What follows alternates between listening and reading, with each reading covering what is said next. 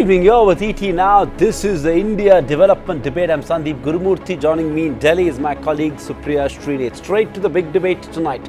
Poll camping has perhaps never been so toxic. No debate on monetization, not a word on GST, no talk of job creation. Development took a backseat as two political parties, the BJP and the Congress, took to mudslinging and personal attacks to edge past the other in Karnataka. Interestingly, Prime Minister Modi, who rode to power in the 2014 general elections on the development plan, gave reform and economic themes a miss as he directed all his energy to launch a tirade against Congress President Rahul Gandhi. The Congress was no better, calling the PM names to win over the voters.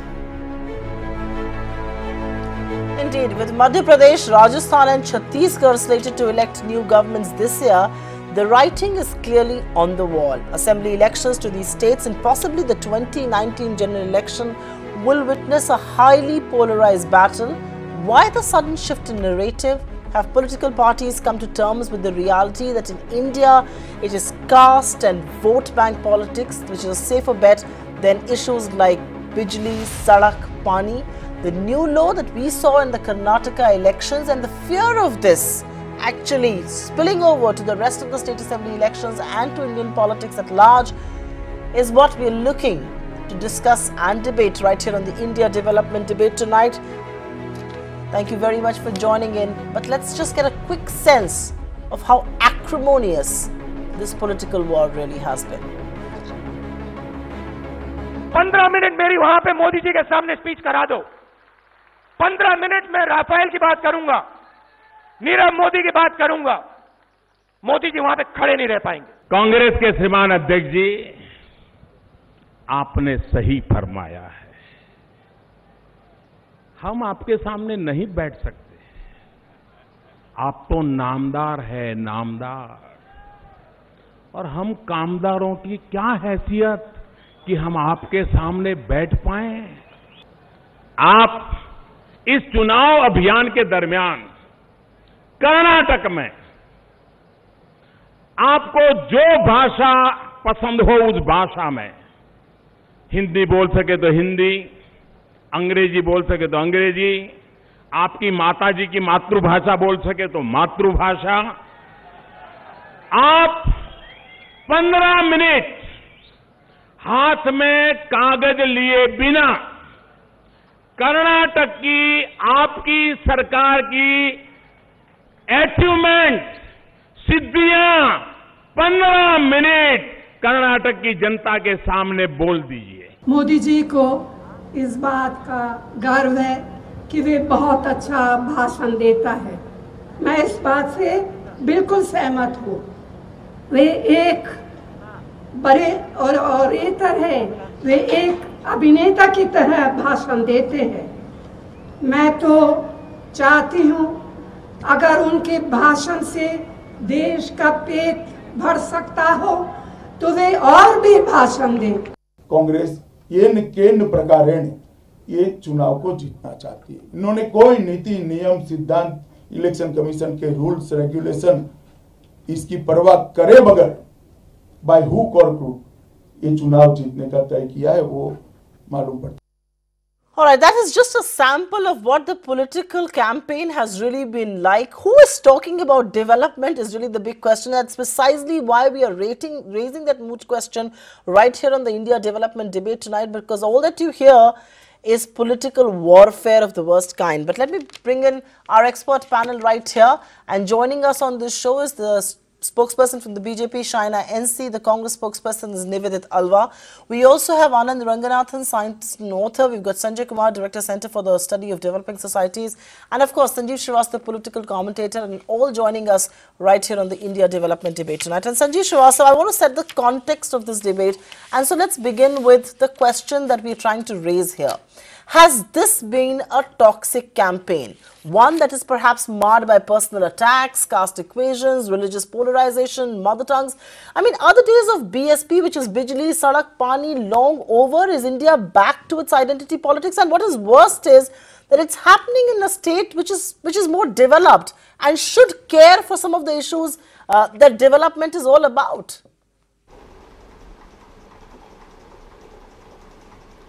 I think You know, anybody who doubts that India is too many lands in one country, or a land of too many contrasts or diversity, at least this point proves that we are one everywhere, whether it's south of India's, north of India's. We had a very bitter, vicious, vitriolic campaign in Gujarat in November, December, and it's more of the same as one has moved thousands of kilometers away, perhaps, to Karnataka, supposed to be India's Silicon Valley, the most where the mind power is at its best, and our kind of calling card to the world, if you may. But it's caste, caste and caste. There's no development, no governance issues. Unfortunately, it's caste and religious polarization. These are the two big issues. No wave on the ground, no huge fervor for any of the political party. Yes, personalities are there. Siddaramaiah, you see no anti-incumbency against him. Yadurappa, we may cry horse sitting here in Delhi that he is a corrupt face, or the Reddy brothers in Bellary are symbolic of corruption. No talk of corruption there. Perhaps one of the most expensive elections I have seen perhaps in my journalistic career, according to one very knowledgeable person in Bangalore. This is $1 billion election, 6,000 crores. And where is that 6,000 crore going? Because you hardly see posters, banners. So it's all cash distribution going to the workers, going to candidates. Where is it being put to use? I think it's in some ways, I'm sorry to say that, but in some ways, Indian democracy is perhaps showing its darkest side, or a side we usually don't acknowledge. That's an an one important is seeing playing out in Karnataka. Okay, that's an important point you're raising. You're saying that we're hitting a new low, and that's what we're debating tonight. I mean, enough of sort of blame game. Let's find out why has the development agenda been hijacked in these elections, and it's happening in election after election. Gujarat, now Karnataka, and of course, we've got some big elections coming up next. Anand Ranganathan, what's your take on this issue? I mean, you know, have you heard enough sort of meaningful conversations on goods and services tax, on farmer crisis, other than the lip service that every party does by offering a loan waiver, on jobs? Have you seen enough of a meaningful conversation on these issues in Karnataka ahead of the elections tomorrow? Hi, good evening. Thanks very much for having me. No, I think Sanjeev is absolutely right.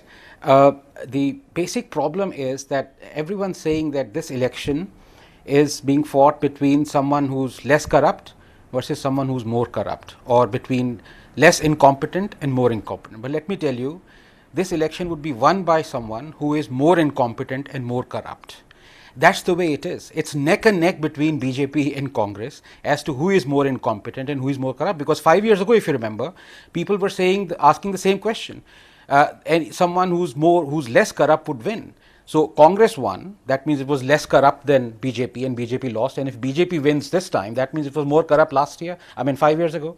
So Sanjeev is absolutely right. The issues are all there. But the point is, if you haven't delivered, what else are you going to bring to the table? You're going to bring vituperative stuff, abuses, crass language, false allegations, right allegations, but nothing happens to them. Now, let me just give you the figures, and they're startling.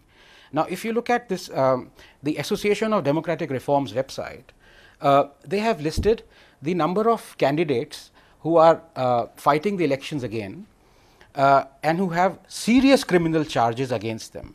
BJP 16%. So, number of criminal charges 27%, serious criminal charges 16% BJP, Congress 17%.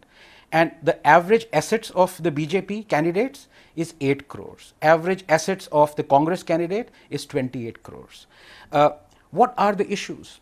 The issues are the following, that if everyone is corrupt, what do you bring to the table? You are going to talk about Kamdar, Inamdar.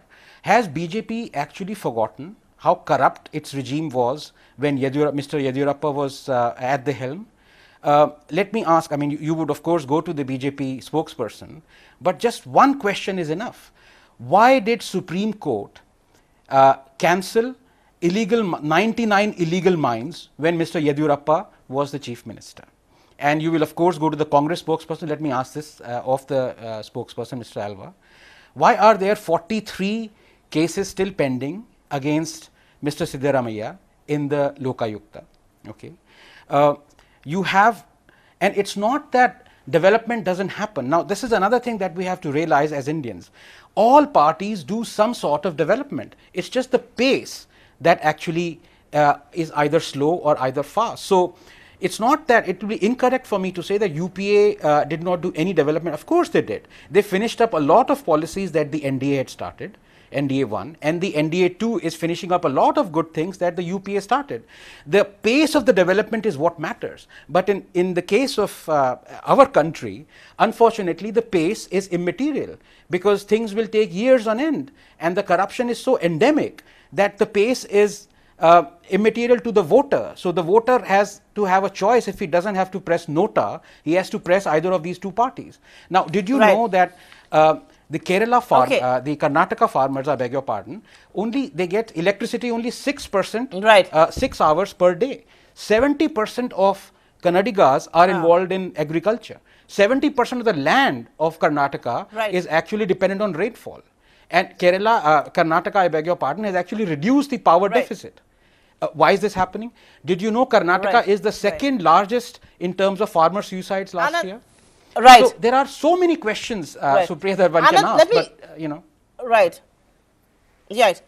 No, I think you've set the broad context by sharing those numbers with us, and of course, you know, you've set the context with about the less and the more corrupt being. But you know, just to take a cue from what you've said and going across to Sanjay Kumar and Sanjay, you know, have you heard about development in this campaign, or is it really all going to boil down to caste and religion? And if that is going to be the case, then why have the sham of even releasing election manifestos? I mean, manifestos and debates on issues that plague voters a real thing of the past? A, because you can announce anything, but nobody keeps you accountable on what you achieve in this, and you've not really voted on that. And then B, whatever you may promise in your manifesto, there is no discussion on that. There is no deliberation on that. The speeches are all below the belt. The speeches are going to be all about caste, religion, and those kind of factors. No, I think it would be unfair to say that I haven't heard anything like development in this whole 2 weeks of campaign or more than that. I think every single election, 2 weeks or 3 weeks or a month before election, and this happened even in Gujarat and in other states as well, when the campaign starts, when the election picks up, it starts with development. All political parties promises to bring about development, while people don't know what this development is all about. I think there is a huge disconnect between what people think about development and what parties have in their mind. But this big word development actually is played up for the first few weeks during the campaign. But as soon as we move closer to the days of election, closer to the day of voting, I think that is when it gets derailed. The political party doesn't take this development word along. People also start forgetting what is this whole development all about, and then this whole issue of caste identities and the kind of language which is being used by all political parties during the campaign, whether it is from the Congress or BJP, all this comes into play only during last 10 days of campaign. I think this has happened in Karnataka as well. First few weeks people talk about development, but slowly and gradually, as parties realize that development is a very broad term and people may not, the voters of different caste communities, different sections may not associate with this development, and they will not come together to vote for the party. They start looking at what I call micromanagement of election, and this is micromanagement of election. You have to think in terms of what to say to Vokaliga, what to say to the Dalits, what to promise the Muslims, and that is when the whole language of campaign moves in the direction what we have seen in Karnataka during last 1 week or little more than 1 week. I take that point. Nivedit Alva, let's say throw it open to the politicians. Nivedit Alva, who, you know, since you are the government in power in Karnataka, the onus is on you to have kept the narrative squarely focused on development. Who shifted the narrative from development to petty politics?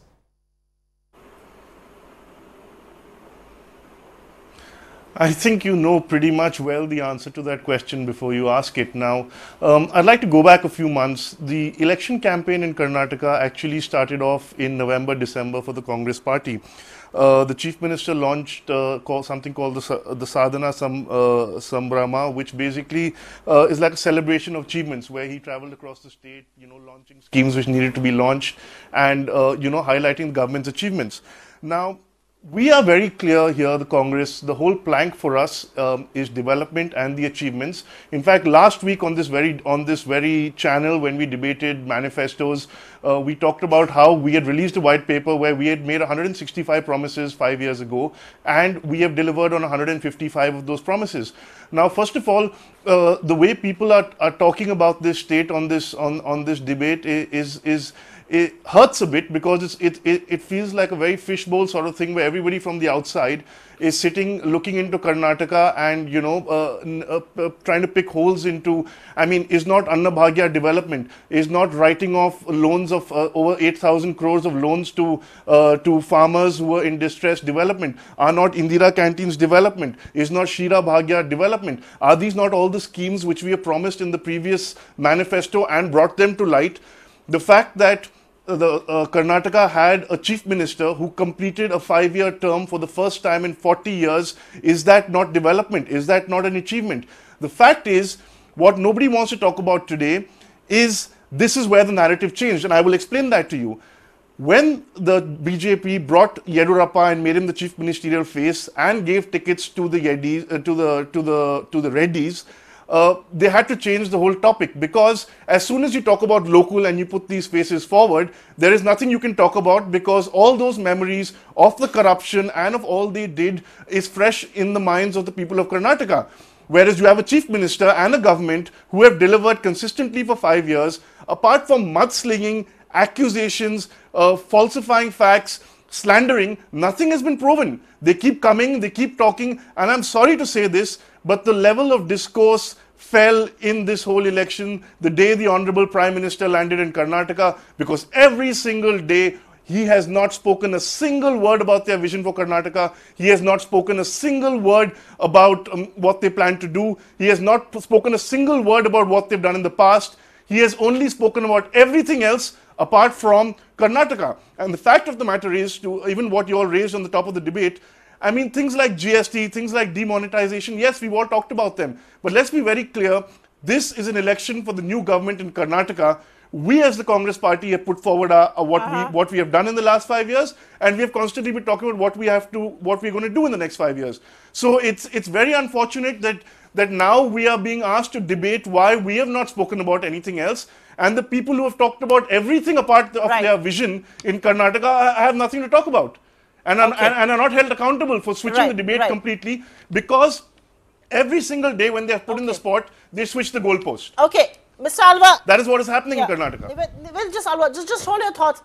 Okay, just hold your thoughts there. I'm going to take this to Shaina NC, and I see her smiling as she's amused. But Ms. Shaina NC, while I want you to react to what Mr. Alva has said, he's raised an important charge. He says the level of the discourse went down the day the Prime Minister stepped into Karnataka, and he's talking about a whole host of things that the Congress wanted to do the development discourse on. So, I wanted to react to the charge, because that's a charge against the Prime Minister himself. But the question also is that, Mr. Modi spoke about Namdar, Kamdar. He makes a reference to Rahul Gandhi's Italian mother. Rahul Gandhi refers to MLAs as Gabbar, Samba, Kalia. Is this what we signed up for? Should these have been the things that should have been spoken about? Well, Supriya ji, at the outset, let me please say that the Congress is so desperate to win the state, rather the last and only state left, because they have seen that we have the most charismatic, hardworking, honest Prime Minister post-independence, who has traversed the length and breadth of this country, has got us difficult states like in the northeast, to Assam, to Jammu Kashmir, to Haryana, to Maharashtra, which were strongholds of the Congress. So I can understand their desperation. But look at the insecurity. I think that is what we need to address at this point. A state like Karnataka, where they talk about corruption, The chief minister is hand in glove with so many different corporates and builders. Every single cabinet minister has not just allegations but substantiated allegations of corruption. You have a state where there is an agrarian crisis which is just looked upon as if it's so normal. A law and order situation where if a child is raped in a school, this chief minister does not respond. A issue where you have Bengaluru just drowning and people just looking with dismal eyes and not even reacting to a situation. So I don't know what is this great model of good governance. Do understand that post Uttar Pradesh, read the writing on the wall, people are not voting on basis of caste, creed, community. They are voting on for the party that they believe is going to give them stability, strong leadership and of course a certain sense of responsibility when it comes to implementing policies. If you take an example of Uttar Pradesh, the more recent elections, you know that Dalits, Muslims alike have voted for the BJP. So I don't think that this is going to be about the Lingayats versus another community or a particular strata of society versus the other.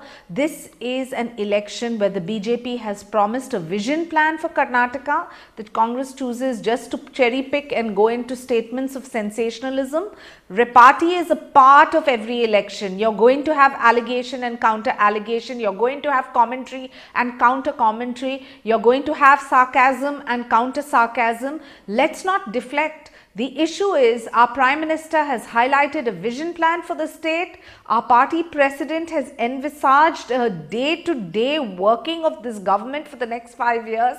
And let me please assure you that tomorrow post-voting you will see that the people of Karnataka have reposed faith in a Prime Minister and a party that leads by example, not leads by fantasy of becoming the Prime Minister. Fair enough. I mean, you know, you look at Mr. Rahul Gandhi's commentary with deep kind of may I just make one little point with deep humility? I'd like to say nobody's even asked him if he wants to become the Prime Minister of this country to announce that he's happy to be so. That's the point. That's the point. I mean, it's turning out to be an election about Rahul Gandhi versus Narendra Modi. This is an election in Karnataka. Where is Karnataka in these elections? I don't understand. Two quick points, and I need to go to Anand Ranganathan. He raised his hand. I want him to come in. But you know, just two quick points. One, Shaina, it's not as if the election in UP was not about caste. I mean, the BJP formed a rainbow coalition that enabled it to win votes. I'm sure all the analysts here will agree with me. We've got Sanjay Kumar, director of CSDS, who can tell you at length how that had a role in the BJP coming to power. And also on corruption, 2 months back, you could have come on this show and given this talk on corruption, but having fielded Yediyurappa as a chief ministerial candidate and given ticket to the entire Reddy family, I think it's a bit rich to take the high ground on corruption. But again, I don't want this to be a blame game. Anand Ranganathan, quick rebuttal from you. You raised your finger. I think you had a question for both the BJP and the Congress. Go on. I do. First of all, let me just correct Ms. Shaina NC when she says this is the last state that is ruled by Congress. Maybe she doesn't, maybe she thinks Punjab and Mizoram are insignificant. As far as the Congress spokesperson, Mr. Alva, is concerned, now he quite rightly brought out the issue of the... Beg your pardon? It's okay, go on. Okay. I said we've won 11 states it's quite right of Mr. power in 2014. Predominantly, most of them were Congress states. Right, but you said this is the last Congress ruled state, which is not correct. If I can just finish now, Ms. Shaina. Coming back to Mr. Alva, he quite rightly... all right, you have your say, Ms. Shaina. Coming back for the third time to Mr. Alva, when he talks about, quite rightly, the Reddy brothers. In fact, I brought that up because I mentioned the Supreme Court's declaring 99 mines illegal in Bellary. BJP has absolutely no legs to stand on. They have given tickets to the brothers of the guy who is on bail, who is barred from entering Bellary. He is campaigning from 500 meters outside. He has a farmhouse and he's campaigning. And Mr. Yediyurappa, who is the CM candidate, he's saying, this time, I know I have given tickets to the Reddy brother, but this time I will be more careful. This is, I'm quoting him. But to Mr. Alva, let me ask, okay, who are Anil Ladd, B.S. Anand Singh and B. Nagendra? They are the Congress candidates who have won 16 and 26 cases related to illegal mining pending against them. So please, let's not be selective. As I said, both Congress and the BJP are in it neck by neck in terms of corruption and incompetence, and this election will be decided by, as is the norm in our country, when all else fails, socialism. So loan waivers, free rice, free Bijli, free paani, and that is how you bankrupt the state. And you would bankrupt the state, but then after 5 years, central would actually waive even those loans. It doesn't matter as long as you win the elections, and that is the sorry state. And that is why, Supriya, people don't discuss development, because that what is there to discuss? Everything has been going on like it was for the last 50, 60 odd years. Fair enough. Niveda Talwar, you quick rebuttal to the point made by Anand Ranganathan and by Shana NC. What is there to discuss? No, I mean, I take Anand's point, but Anand, where I would beg to differ is that neither of the two people or the three people you mentioned are our chief ministerial face, right? Whereas you have Mr. Yedurappa, who was a sitting chief, for the first time ever, a sitting chief minister, who was jailed, proven and jailed on corruption charges, and went straight from the CM's chamber to jail, and then they had two chief ministers again after that, right? That is on the first point. Now, the other point I'd just like to quickly make because you know, it was a very good reading of the brief which Shaina has been given by you know, to read out. But the point I'm again and again trying to make is that Karnataka is a progressive state. Karnataka is a secular state. Karnataka is a modern, forward-looking state, which is why, while, you know, yes, I agree that you know, we are all talking about development today, but there are a lot of other things which basically are also in this whole thing being brushed under the carpet. For example, day before yesterday, there is an interview which has been given by a member of the Bajrang Dal, who says that the Bajrang Dal and the VHP are going house to house campaigning coastal areas so that only Hindu candidates win, which is fine. That's what they choose to do. But the point being, he says that it's okay if girls are pulled out of pubs and beaten for dancing and drinking, because moral policing is the right way to teach them a lesson, right? So let's also be very clear that we're talking about elections to Karnataka and about which government is going to safeguard, take care, according to the constitution of our country, of this state, that these are also issues which we can't afford to brush aside under the carpet. Now, having said that, I mean, it's fantastic that Shaina NC can go out and talk about all the wonderful governance that is happening in UP, and her chief minister came over here and we've all discussed the wonderful governance model of UP, about all that is happening there. So let's not even go down the road of trying to compare Karnataka under any state, under any party, even if it was the BJP earlier or the Congress now, as to what is happening in BJP ruled states of Madhya Pradesh, Haryana, Rajasthan and Uttar Pradesh. Let's be very clear about that. We in Karnataka are a secular, forward-looking people, and we will not buy into this nonsense. Okay. I'm going to take this across to Sanjeev Srivastava. And Sanjeev Srivastava, while the politicians have both made a very spirited attempt at justifying that, you know, they were both, the problem is on the other side, why do you think the discourse dropped to such a low in these elections? Is it because the stakes are far too high? I mean, I know it's only 28 Lok Sabhas that Karnataka sends to New Delhi, but the reality is that Karnataka is a bastion that the Congress wants to retain, and it's the only bastion that the BJP has broken in south of India, that they would want to come back to power. There are stakes too high, and which is why we've seen this free fall in discourse, so to say. Well, each and every state election is important, but I have said, I think in the past also, that I don't think that Karnataka is truly the semi-final or just one crucial test before the big elections next year. I think the elections later this year will perhaps be a bigger barometer of which way 2019 is likely to swing when Rajasthan, Madhya Pradesh, Chhattisgarh go to elections, because those are states all ruled by the BJP. But yes, Karnataka is important. It's the one state where, like I think Anand said, that the average money capacity of a BJP person, or value of assets of a BJP person, is 8 crores against 28 crores of the Congress. Clearly, even I saw that on the ground, that this is one state when we were touring Gujarat or earlier, in Uttar Pradesh, you saw that the Congress hardly had money. But here, the Congress is certainly not short of funds. Their campaign committee in charge is the state energy minister, whose name is slipping my mind, but whose assets have gone up 4 times to 800 crores in the last 5 years. So Congress is a rich party.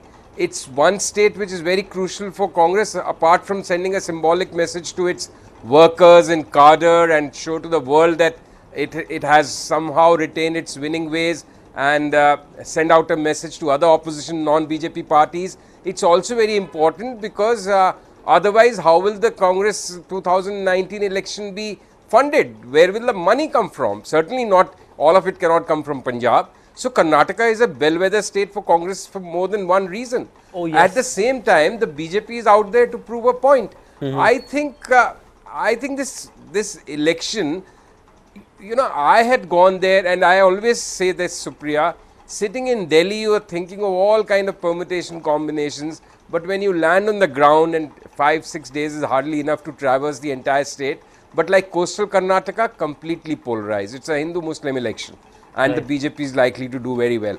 Mysore region, old Mysore region, you find suddenly the JDS is a big factor. People may like to wish it away, but it's a very strong regional party and definitely going to make an impact. Bangalore, Congress having an edge, despite the common perception being that BJP has an edge in urban centers. So tight fight there. Hyderabad and Mumbai, Karnataka, I didn't go, but one hears the Lingayat belt and this belt. But all across the state, the talk was caste and religious polarization, which was absolutely, which was so matter of fact and in your face that one felt almost sickened, and people were very politically aware. They they would rise above caste in all other matters, but including marriages, I guess.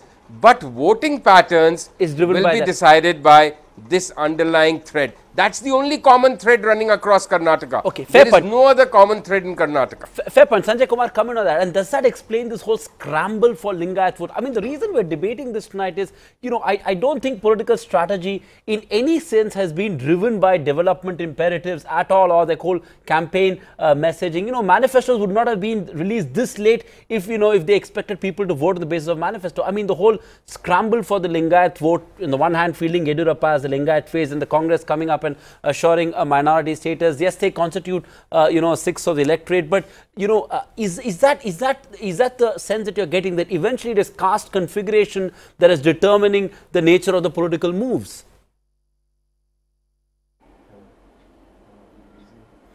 No, you rightly said that people don't vote on the basis of manifesto. And why only think about Karnataka?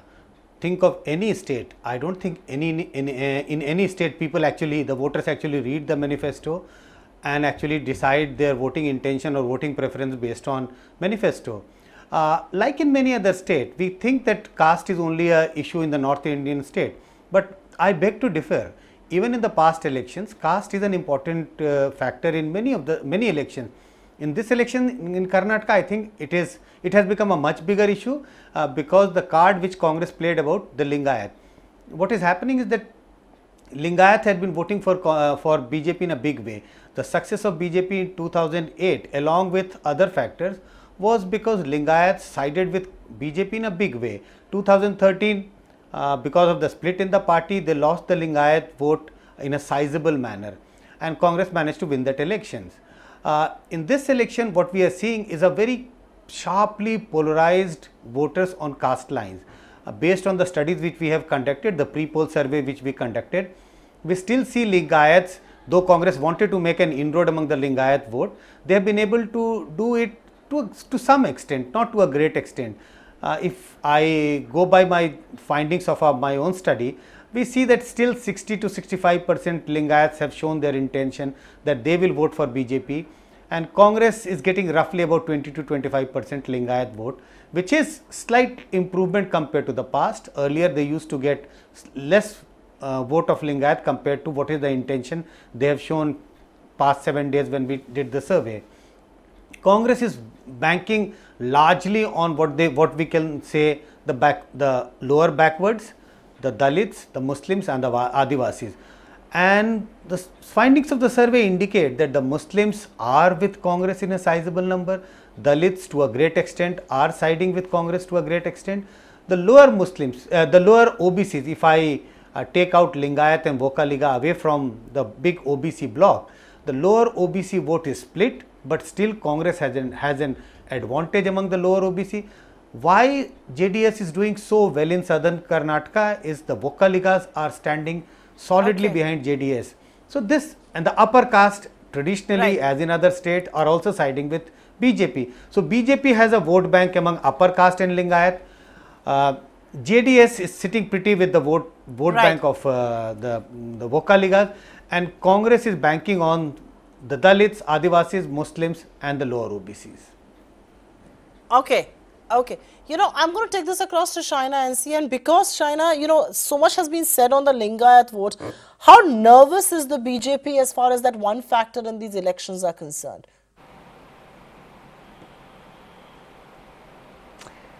The BJP is not nervous. Please do understand, we have a very strong organizational cadre. Our party president Amit Shah ji has not just to the credit of himself, but to that of the entire party. Today we have 11 crore members, the largest political party in the world. So I think that organizationally we are suited to win this election. If you look at the statistics in the last Lok Sabha election, we had about, correct me if I am wrong, 46% as a vote share. And to win this particular election, we don't even need 40%. If we even touch 36, 38%, I think that we will be able to form the government on our own. And I am very hopeful that the people of this country will dismiss a defunct party that is run only by a dynastic a feudal structure which it seems to call democracy, as well as ours is an aspirational party that believes that we must deliver on the ground, yes, but we must give strong leadership with good political will to deliver all the promises made.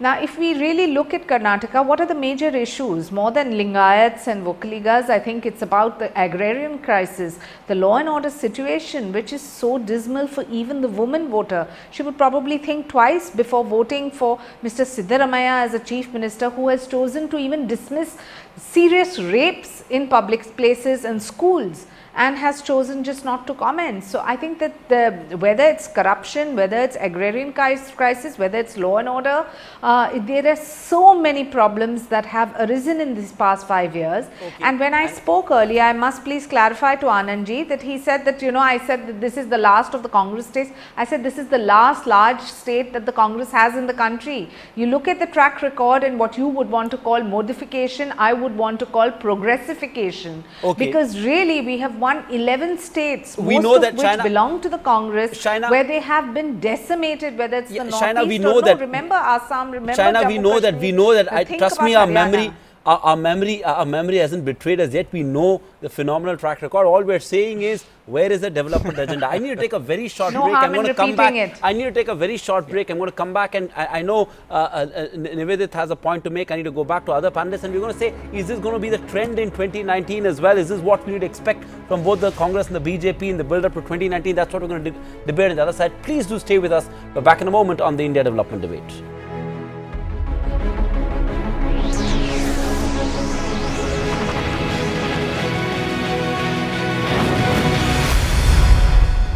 Back with you once again on the India Development Debate, and I think it's time to talk about a rather uncomfortable topic that doesn't really get discussed in public debates, but it is very important because it's a yardstick of whether a common person can be a part of a political system. And Anand Ranganathan, I'll ask you this question. Have we seen unprecedented use of money power in this election?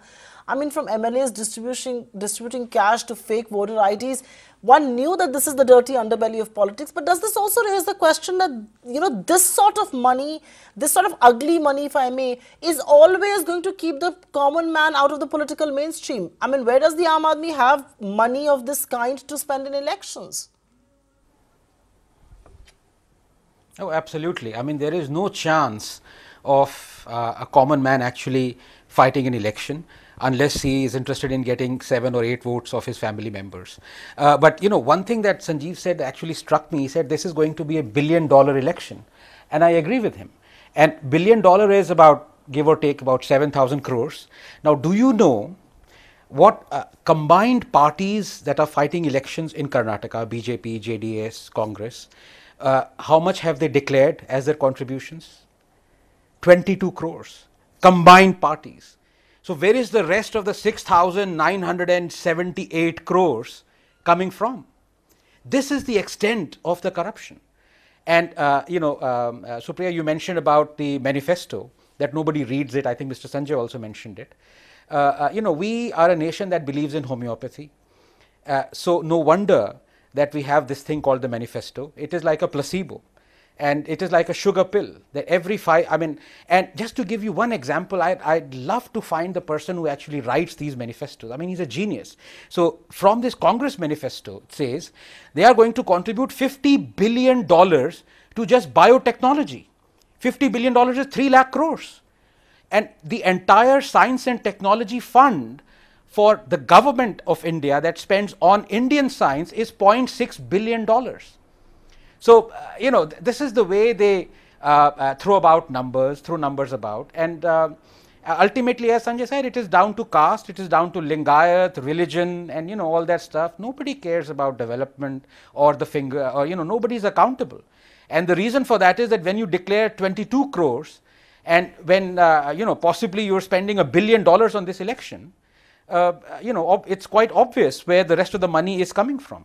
Yeah, Anand, I agree with you. It seems like nobody cares about the development. You do, we do, and that's why we're having this conversation at ET now tonight. But, Sanjeev Srivastava, to step a little away, and this is sort of something that sort of worries a lot of people. We've seen the government, the entire political machinery, the Prime Minister, the entire cabinet camp in Karnataka over the last few weeks. It almost seems like policy making has come to a standstill. Now, the fact that we have 3 more crucial elections, 2 in the Hindi heartland where the BJP cannot afford to lose, where it's in power. I mean, is that a threat to policy making agenda of the government in the last year in office? I mean, you have currently a finance minister who's a little indisposed. I mean, what's happening in New Delhi?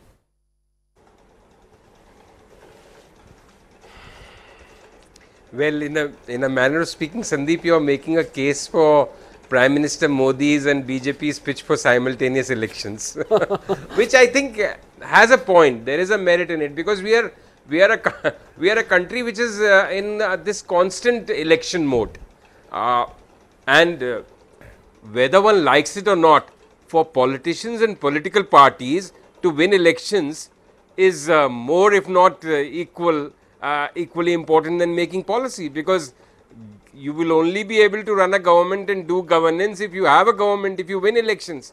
So I am not so theoretical or that one will really view this fact. This is a fact of life. And I would also like to say, we have kind of rubbished the Indian political system for the last 45 minutes or so. Let us not be so cynical. At the end of the day, a government will be formed which somewhere, like I think the Congress spokesperson was saying, he was calling it development. I would call them the welfare schemes of Siddaramaiah, the different Bhagyas and Indira canteens, etc. Whichever government will come to power, to be fair, they want to do their best for the population and for their subjects. This is another matter that most of them towards the end of their tenure realize that unless they have really goofed up and there is huge anti-incumbency, good work has seldom won an election largely, because in India I firmly believe elections are lost, they are not won. So so work is important, development is important, but at the end of the day, it is how you can catch the popular imagination in the last lap of in the run up to the election. Right. And unfortunately, Right. these other issues come to the fore, whether it's caste or slogans or attacks on each other. The only thing about money power, and while I said Congress has this much more money, but one feels sad. Why these selective IT raids only on Congress leaders? Do you mean to say that the BJP people don't have money? That is sad. Sad misuse of power in a way. Yes. misses of power and caged parrots, if I may. But I think you make an important point. We're not here to diss the political class. I think it's very important that the politicians stay around. Their mandate should be different. Their hopes and aspirations should match with ours, and which is why I think it's important to raise the question. But I think wishing away the political class will be foolhardy, and we wouldn't want to do that. But Sanjay Kumar, I'll ask you, what are the pointers from this campaign in Karnataka for the crucial assembly elections in the Hindi heartland of Madhya Pradesh, Rajasthan, Chhattisgarh, all of them that follow next?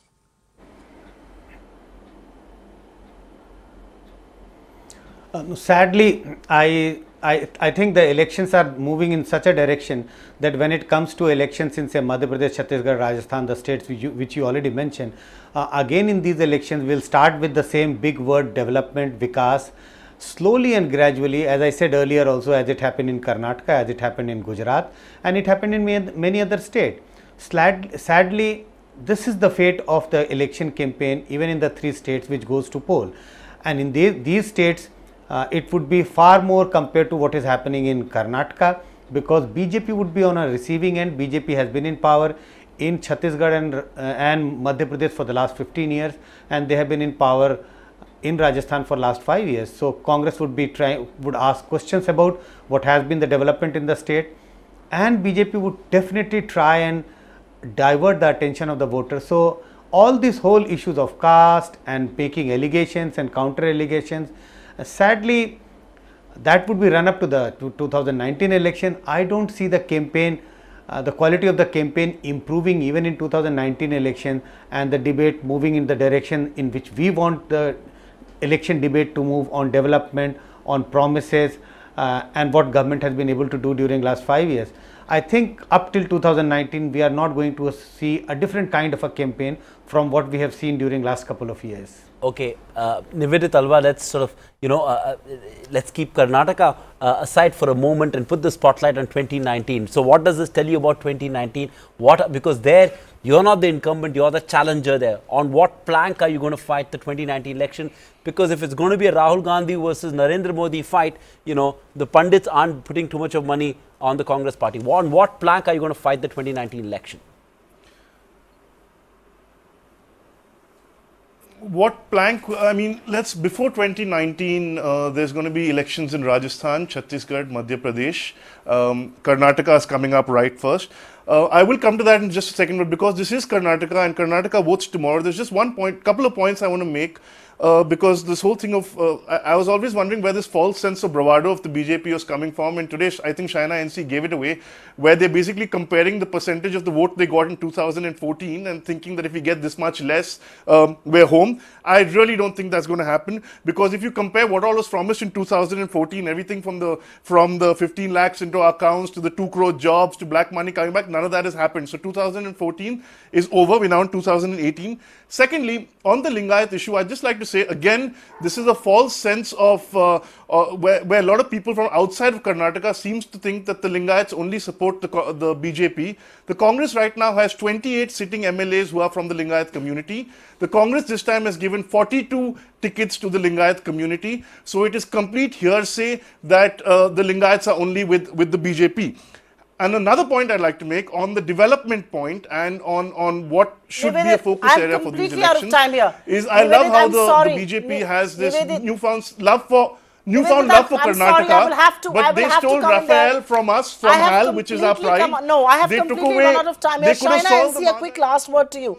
No, Nivedit, I have run out of time. I can't stretch this show beyond the time that I've been given. So, China NC, a quick word to you. And this is largely on Rahul Gandhi. Whatever the outcome of Karnataka may be, and as you get into 2019 or anything else, the reality is that you can't wish away Rahul Gandhi by reducing him to ridicule anymore. He established himself as somebody who's serious about politics. He's rattling the BJP, you may deny it. Can you now reduce and ridicule him, the whole Pappu argument? I mean, I think he's moved beyond that. Very quickly, please. I think ridicule would be an understatement, Supriya ji. I think ridicule would be an understatement. Please view and go through all his comments. He says, I know that Prime Minister Modi is not going to be Prime Minister in 2019 and he knows it, and see it on his face. I mean, isn't this ridiculous commentary? And to say that I am ready to become the Prime Minister of this country, who's giving you that offer to start with? It's the people of this country that determine. Look at the data, look at the kind of vote share that the BJP has grown with steadily, election after election, despite even anti-incumbency, sometimes in states where the difficulties in establishing yourself as a first time party for a state which has never even been exposed to our ideology. Despite that, we have stayed committed to the fact that nation first, party next, individual last. In Mr. Gandhi's case, it seems to be the reverse. It seems to be him, his family first and nation last. So I don't think that that is going to work, and I am not here only to ridicule him. It is for the people of this country to decide. Democracy is a great learning and a great litmus test, but let me assure you, on May 15th we will be back on your channel and we will be discussing the same points we have discussed today. And जैसे कहते हैं हिंदी में, जो जीता वही Sikandar. Absolutely, Jo Jeeta Wahi Sikandar. 12th of May, tomorrow morning is when the people of Karnataka are going to go and vote, and all we can say is tomorrow morning in Karnataka, a few months later in Chhattisgarh, Madhya Pradesh, Rajasthan, all that people of this country should vote for is development, and should vote for the party that they believe can offer them development, because nothing else matters. Thank you so much to this wonderful panel for joining us on this edition of the India Development Debate. Indeed. Thanks very much for being with us. And as a parting note, I want to tell each one of you in Karnataka, go out there and vote, because every vote matters.